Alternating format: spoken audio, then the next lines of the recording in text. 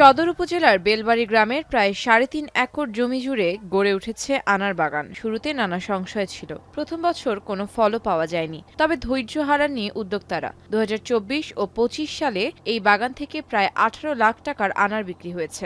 আমাদের ফলের রেজাল্ট সন্তোষজনক হওয়ায় এবং কৃষি সম্প্রসারণের ডিডি সাহেব সবাই আসার পর আমরা টেস্ট করে দেখি যে আমাদের ফলের যে কোয়ালিটি এটা মানসম্মত হওয়ার পর আমরা চারা তৈরি করে অনেকেই আমাদের কাছ থেকে বাগান করার জন্য চারা নিয়েছেন।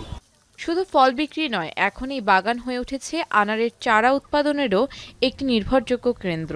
উদ্যোক্তাদের দাবি, তাদের কাছ থেকে চারা নিয়ে দেশের বিভিন্ন জেলায় ইতোমধ্যে প্রায় ৩০টি নতুন আনার বাগান গড়ে উঠেছে। আনার বাগান হয়েছে, এই জন্য দেখতে আসলাম, খুব ভালো লাগলো। আর আমি আনার চারা নিতে আসছি। চারা নিতে হবে, চারা নেওয়ার জন্য আসছি। আর এরকম বাগান করলে আমার সবাই উপকৃত হবে। এই বাগানের প্রতিটি গাছের নিয়মিত পরিচর্যা করা হয়। সঠিক সেচ, ছাঁটাই এবং রোগবালাই নিয়ন্ত্রণের কারণে গাছগুলোতে মিলছে ভালো ফলন। আমরা চারা বিক্রি করি। আর আমাদের যদি মূলতভাবে একটা ছোট মিনি কোল্ড হয়, এই কোল্ড হলে আমাদের আনারটা আরও বাজারের মধ্যে বেশি চাহিদা হবে।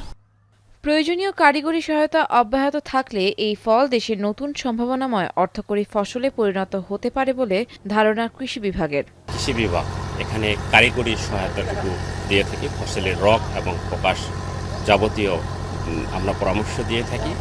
গত বছর ফলন খুব ভালো হয়েছে এবং প্রচুর পরিমাণও আনার তারা বিক্রি করছে। এবার আবহাওয়াগত কারণে মোটামুটি তাও এখন পর্যন্ত ভালো আছে।